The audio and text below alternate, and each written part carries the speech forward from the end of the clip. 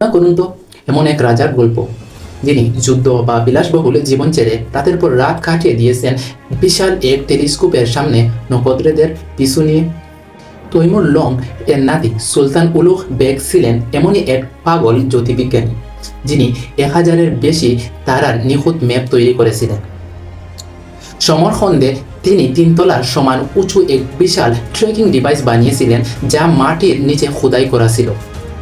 সেই যুগে বসে তিনি হিসাব করে দেখান যে এক বছর হতে 365 দিন 6 ঘন্টা 10 মিনিট আর 8 সেকেন্ড সময় লাগে।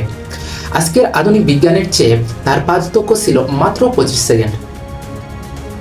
কিন্তু তার এই বিজ্ঞানের নেশা কট্টরপন্থীরা মেনে নিতে পারেনি। নিজের ছেলেই তাকে সিংহাসনে লুবে হত্যা করে। রাজা উলুগ বেগ মারা যান, কিন্তু তার তৈরি জিজ-ই-সুলতান বা স্টার ক্যাটালগ আজও মহাকাশ বিজ্ঞানের আকাশে এক উজ্জ্বল নক্ষত্র হয়ে জ্বলছে।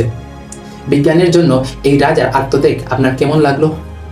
কমেন্টে জানান এবং আমাদের সাথেই যুক্ত থাকুন।